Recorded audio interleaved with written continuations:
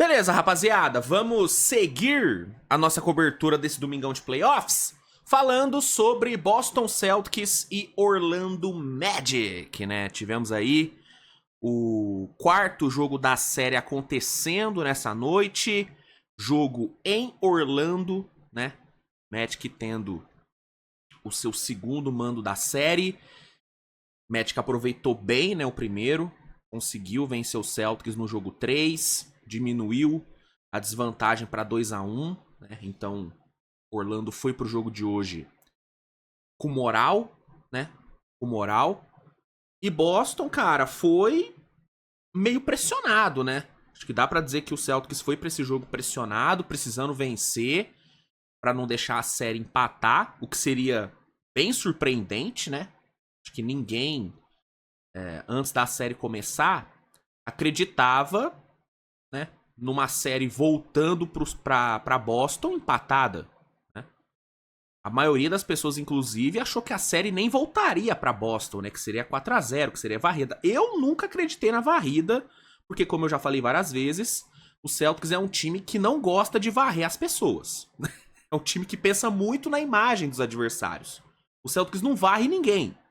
Por quê? Por incompetência? Não, porque o Celtics sempre vai perder um joguinho, porque sempre vai ter o joguinho da Feijuca e vai perder, né?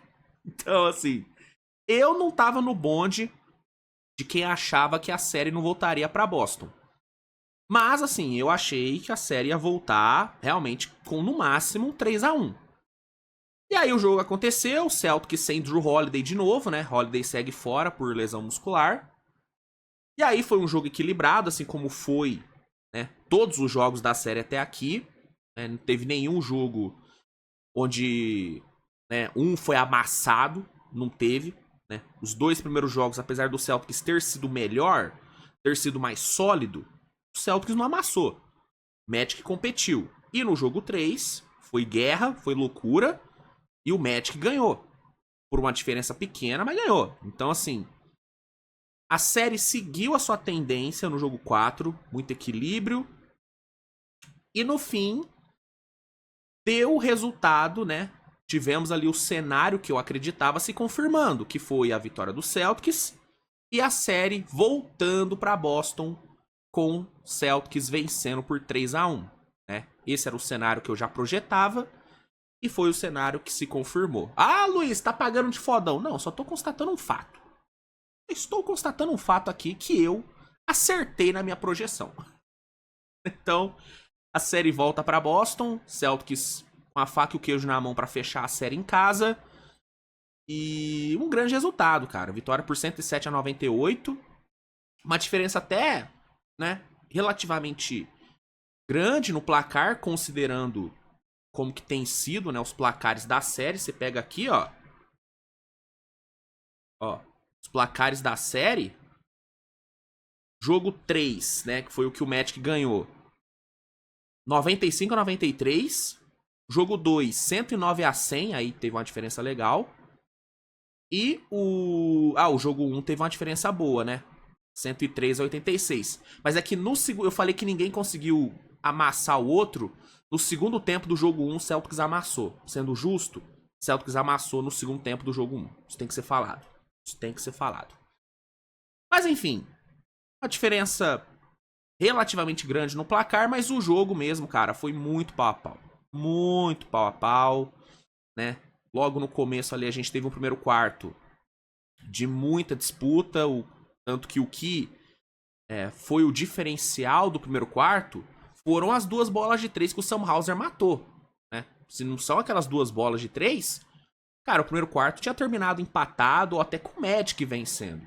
Né? Mas aí, por conta das duas bolas de 3, o Celtics fechou na frente, né? Fechou vencendo por 3. No segundo quarto, o Celtics até conseguiu dar uma desgarrada um pouquinho maior. Né? O Porzingis foi muito bem. Conseguiu ali liderar, né? O Celtics no começo. O Celtics abriu 9, né? Chegou a abrir 9 no segundo quarto. Só que aí o Magic respondeu. Defesa, banqueiro, né? Coisas ali aparecendo. O Magic colocou uma run de 15-0. Virou o jogo.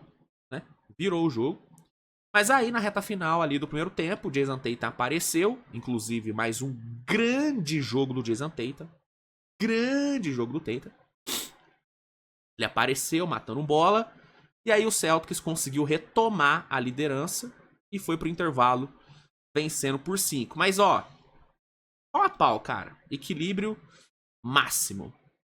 No terceiro quarto, o Magic tentou a recuperação, mas toda hora esbarrou no Celtics, que teve uma solidez impressionante no terceiro período.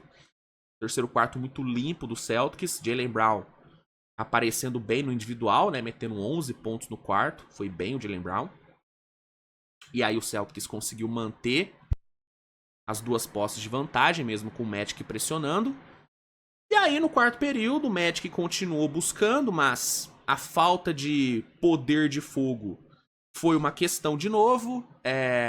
O Magic até chegou a empatar, Franz Wagner, Wendell Carter, conseguiu ali 2 pontos importantes que empataram o jogo.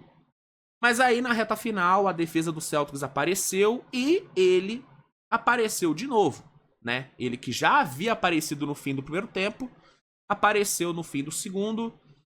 Obviamente estou falando do Jason Tatum, Foi lá, meteu 16, meteu 16 pontos no quarto período, 9 no clutch time. Inclusive, o fadeaway que ele meteu no final do jogo ali foi uma coisa de cinema. Coisa de cinema aquele fadeaway. Meu Deus do céu, coisa linda aquele fadeaway do Tatum.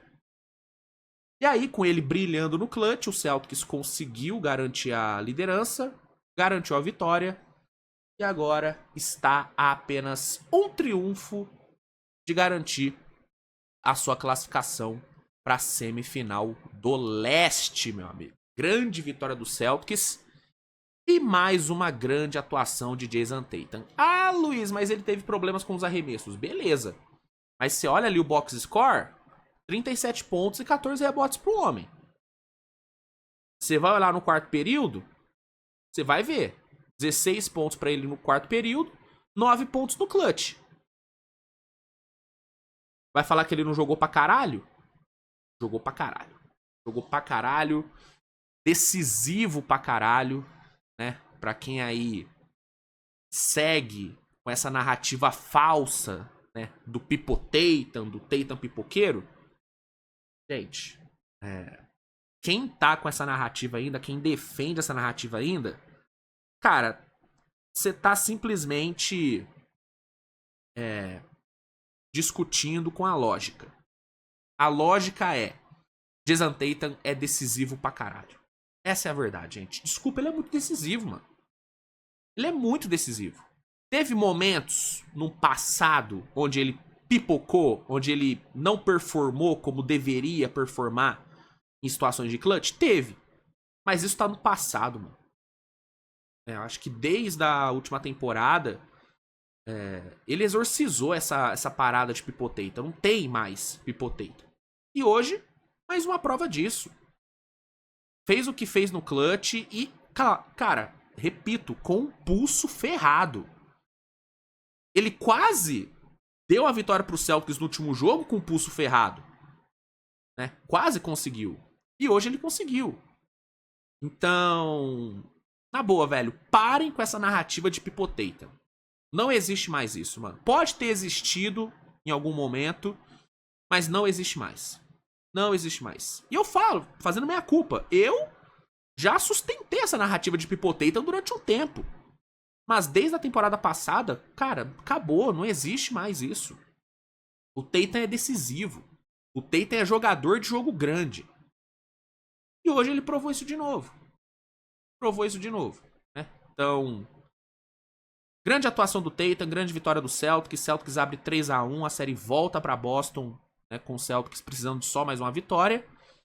E, cara, a tendência é que essa vitória aconteça. O Celtics tem o joguinho da feijuca? Tem. Mas quando tem que matar a série, quando pode matar a série, o Celtics não costuma vacilar. E eu acho que essa série não volta pra Orlando. Eu acho que não volta, na minha opinião. Enfim, pra além do Jason Tatum, só pra não deixar passar, Kristaps Porzingis 19 pontos, fez um bom jogo por Porzingis, tá? Mais um bom jogo dele. Jaylen Brown, 21 pontos, fazendo um ótimo terceiro período, tem que ser falado. Al Horford conseguindo jogadas vencedoras, conseguiu 5 tocos no jogo, 2 rebotes ofensivos. Gigantesco o vovô Horford. Derrick White com 18 pontos, 7 rebotes, 7 assistências, também contribuiu bastante. Então, destaque pra ele. Destaque negativo, Peyton Pritchard, tá? Jogo ruim do Peyton Pritchard. Mais um jogo abaixo. Jogou 26 minutos e só tentou 2 arremessos. E não acertou nenhum. Então, Peyton Pritchard fazendo uma série abaixo, tá? Fazendo uma série abaixo. Pelo lado do Magic, os mesmos destaques de sempre. Paolo e Franz Wagner. Os dois são ilhas nesse ataque. São o único sopro de qualidade que esse ataque tem. E hoje, de novo, carregaram. 31 pontos pro Paolo, 24 pro Franz Wagner. Os dois tendo noites difíceis nos arremessos, né? Mas ainda assim foram de longe os melhores jogadores ofensivos do Magic. E não foi suficiente. De novo, não foi suficiente. De novo, fica claro que Orlando precisa se mexer no mercado, precisa adicionar poder de fogo nesse time. Defesa é importante? É. A defesa pode te levar longe? Pode. Mas se você não tiver um grande ataque, você vai bater no teto. E nessa temporada, o teto do Magic é o Celtics. Assim como na temporada passada, foi o Cavaliers. Magic tem potencial? Tem. Mas precisa adicionar pontos. Precisa adicionar um scorer nesse time. 1 ou 2 scorers, né? 1 ou 2 scorers. E vai ter aí, provavelmente vai ter uma galerinha no mercado. Trae Young, vai ter Kevin Durant, Giannis, talvez. Tem que se coçar. Tem que se coçar. Né? Se não envolver Franz e Paolo, qualquer jogador, o Magic tem que botar num negócio pra tentar adicionar poder de fogo. Porque o sistema defensivo tá ali. É um time que naturalmente vai defender bem. Claro, dependendo da quantidade de jogadores que saírem numa troca, pô, se sair Cole Anthony, se sair Jonathan Isaac, se sair Jalen Suggs, se sair KCP, beleza, aí vai dar uma ferrada no sistema. Mas, pô, 2 desses caras dá pra envolver. E aí você adiciona poder de fogo nesse time, você tem um candidato legítimo no leste. Agora, do jeito que tá, com só Franz e Paolo conseguindo fazer alguma coisa nesse ataque, mano, não vai ter como. Pode ganhar uma sériezinha aqui ou ali, mas quando apertar, quando pegar um time mais equilibrado, como é o caso do Celtics, vai perder. Como a tendência é que aconteça no próximo jogo. A tendência é que realmente o Celtics feche no TD Garden. E vamos ver, vamos ver. Cara, eu gosto muito desse time do Magic, mano, mas a questão é que precisa de... Eu falei no Twitter recentemente, né, cara? O Orlando Magic tá a um Trae Young de brigar por final de conferência, mano. É um Trae Young nesse time ali, junto do Jalen Suggs ali na armação, que esse time vai brigar por final de conferência. Ah, mas o Trae Young vai estragar a defesa. Cara, eu te garanto, não vai. Não vai. Por quê? Porque o resto do time defende pra caralho. Você consegue esconder um Trae Young na defesa. E aí você tira proveito do que ele te oferece no ataque. É parecido com o Dallas ano passado. Ah, Kyrie e Luka no backcourt. Ih, não vai dar certo. Os caras chegaram no final da NBA. Como? Escondendo os dois na defesa. Claro, os dois se esforçaram ali o mínimo na defesa, o Kyrie principalmente. Mas, cara, são dois caras que nunca foram bons defensores. E aí, o que o Dallas fez? Rodeou os malandros de grandes defensores.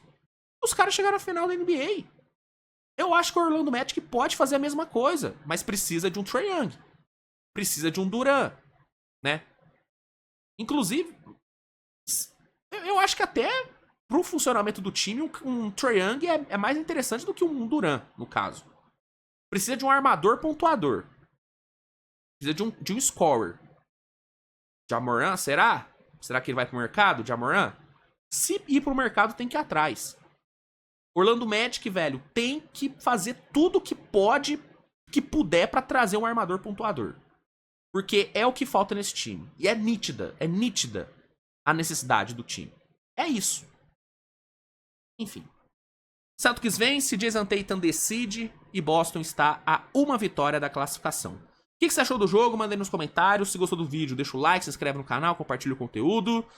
Obrigado a todo mundo aí pela audiência. A gente se vê mais tarde com mais conteúdo. Tem mais vídeo pra sair na madrugada, então conto com você. Tamo junto, grande abraço, beijo no coração de todo mundo e tchau.